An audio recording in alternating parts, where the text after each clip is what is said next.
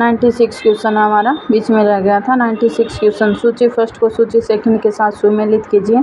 सूची फर्स्ट में चन्ना, चन्ना कौन था? बुद्ध का सारथी था। कंठक कौन है? बुद्ध का प्रिय घोड़ा था। अलार कलाम कौन थे? बुद्ध के प्रथम गुरुदेव। और रुद्रक रामपुत्र। और निरंजना कौन है? नदी जिसके तट पर बुद्ध ने संबोधि प्राप्त की थी, मतलब जहाँ पे बुद्ध को ज्ञान की प्राप्ति हुई थी वो नदी थी निरंजना। कौन सुमेलित नहीं है? सुमेलित करना है अपने को। 97 में दिया गया है। ए में आनंद व उपाली। आनंद उपाली कौन थे? बुद्ध के शिष्य थे।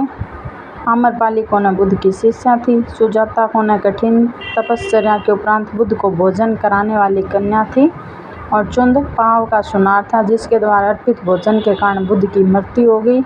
और राहुल बुद्ध का चचेरा भाई। तो राहुल बुद्ध का चचेरा भाई नहीं था, उनका खुद का बेटा था, इसमें राहुल ही सुमेलित नहीं है। 98 क्वेश्चन है। महात्मा बुद्ध किस क्षत्रिय कुल के थे? तो महात्मा बुद्ध थे शाक्य कुल के। कौन सुमेलित नहीं है? गौतम बुद्ध का गोत्र नाम।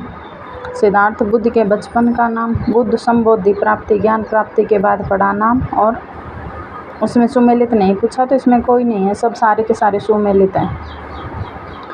सूची 1 को सूची सेकंड के साथ सुमेलित करना है। 100 क्वेश्चन आया है। 100 में महाविनिष्क्रमण ग्रह त्याग की घटना को कहते हैं। संबोधि ज्ञान प्राप्ति की घटना को कहते हैं। और धर्मचक्र परिवर्तन सारनाथ में प्रथम उपदेश जो दिया था उसको धर्मचक्र परिवर्तन कहते हैं। और महापरिनिर्वाण क्या है? मृत्यु की घटना को महापरिनिर्वाण के नाम से बोला था। और 101 क्वेश्चन है। बुद्ध के वैराग्य भावना किन 4 दर्शों के कारण बलवत्ती हुई थी? तो उन्होंने एक बुढ़े आदमी को देख लिया था, रोगी को देख लिया था, लाश को देख लिया था और सन्यासी को देख लिया था। इसी कारण वो दुखी हो गए थे, इसलिए उन्होंने वैराग्य की भावना उनके कारण मन में उठ गई थी। 102 क्वेश्चन है। बुद्ध ने सर्वाधिक उपदेश कहाँ दिए थे? सर्वाधिक उपदेश बुद्ध ने कहाँ दिए थे? वो श्रावस्ती में दिए थे। 103 क्वेश्चन है। बुद्ध चरित्र जिसे बौद्धों का रामायण कहा जाता है के रचनाकार कौन है? बुद्ध चरित्र के रचनाकार कौन है? अशोक घोष है। 104 क्वेश्चन है। महाविभाष शास्त्र के रचयिता कौन है? तो वो है वसुमित्र। 105 क्वेश्चन है। कौन सी बौद्ध रचना गीता के समान पवित्र मानी जाती है? तो वो है धम्मपद। बिल्कुल गीता की जितनी भी पवित्र समझी जाती है बौद्धों में। 106 क्वेश्चन है। बौद्ध धर्म में भावी बोधिसत्व या भविष्य के बोधिसत्व किसे माना गया है? वो मैत्रेय को माना गया था। 107 क्वेश्चन है। किसके समय में बौद्ध धर्म स्पष्टतः 2 स्वतंत्र संप्रदायों हीनयान व महायान में विभाजित हुआ था? तो वो था कनिष्क।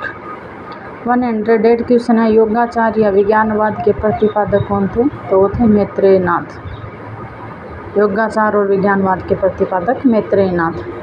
109 क्वेश्चन है। सूची फर्स्ट को सूची सेकंड के साथ सुमेलित करना है। सूची फर्स्ट दी गई है वज्रपाणी।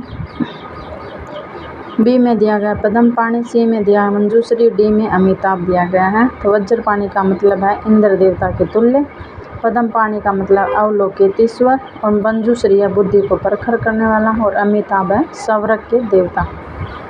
और 110 क्वेश्चन है। भारत से दक्षिण की ओर के देशों में बौद्ध का कौन सा संप्रदाय प्रचलित हुआ था? तो वह था हीनयान। 2 शाखाओं में बंट गया था ना बौद्ध धर्म, एक हीनयान थी और एक थी महायान। अलग अलग बंट गया था, तो दक्षिण शाखा थी वो हीनयान थी। और भारत से उत्तर की ओर के देशों में बौद्ध धर्म का जिस संप्रदाय में प्रचलन हुआ था उसका नाम क्या था? महायान। और 112 क्वेश्चन है। बौद्ध धर्म का मूलाधार क्या है? कि 4 आर्य सत्य हैं। और बौद्ध धर्म में त्रिरत्न में शामिल नहीं है, तो वो है मध्यम मार्ग। ये 3 थे बुद्ध, धम्म और संघ, तीनों शामिल हैं। और जो शामिल नहीं है वो है मध्यम मार्ग। बुद्ध धम्म मानता है, बुद्ध धम्म और संघ।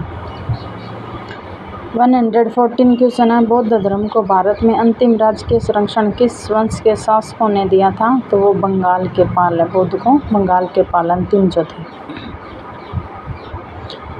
115 क्वेश्चन है। सूची दी गई, इसमें बौद्ध शिक्षा केंद्र दिए गए और संस्थापक दिए गए हैं। तो नालंदा दिया गया ए में। नालंदा का है कुमारगुप्त। बी का है ओदंतपुरी का है गोपाल पाल वंश। सी है विक्रमशिला, इसका है धर्मपाल। और डी है वल्लभी, तो इसका है भट्टारक। इसमें लूसेंट की बुक का एक ही फ़ायदा है, इसमें जो भी क्वेश्चन आते हैं, सूची वाले जो भी क्वेश्चन आते हैं, इनके आंसर लगभग 1 2 3 4 में मिल जाते हैं, कहीं इधर उधर नहीं देखना पड़ता, बिल्कुल सीधे के सीधे। और 160 क्वेश्चन है। एकांतवाद निम्नलिखित में से किसका क्रोध सिद्धांत व दर्शन है? तो जैन मत का है। और ये सभी क्वेश्चन लूसेंट के ही हैं। लूसेंट के क्वेश्चन पढ़ लेना, समझो आपने थ्योरी ही कर ली है अच्छे से। 117 क्वेश्चन है। महान धार्मिक घटना महान मस्तक का अभिषेक निम्नलिखित में से किससे संबंधित है? महामस्तक का अभिषेक तो है वो बाहुबली से संबंधित है। और 118 क्वेश्चन है।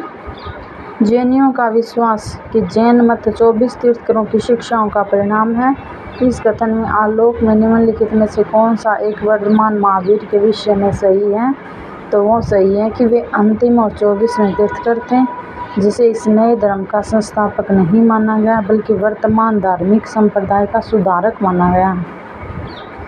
और 119 क्वेश्चन है। वह आद्यतम बौद्ध साहित्य जो बौद्ध के विभिन्न जन्मों की कथाओं के विषय में है वो क्या है? वो है जातक। आगे 120 क्वेश्चन। जैन दर्शन के अनुसार सृष्टि की रचना व पालन पोषण वो क्या है? सार्वभौमिक सत्य से हुआ है। और 121 क्वेश्चन है। निम्नलिखित में से कौन सा बौद्ध पवित्र स्थल निरंजना नदी पर स्थित है? तो वो है बोध गया। आगे है 122। गौतम बुद्ध का गुरु कौन था? तो गुरु था अलार कलाम।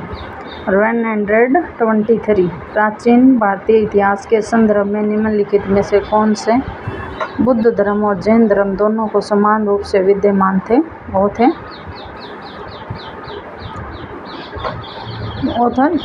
पहला है तप और भोग की अति का परिहार, दूसरा है वेद प्रामाण्य के प्रति अनास्था, और तीसरा है कर्म कांडों की फलवत्ता का निषेध।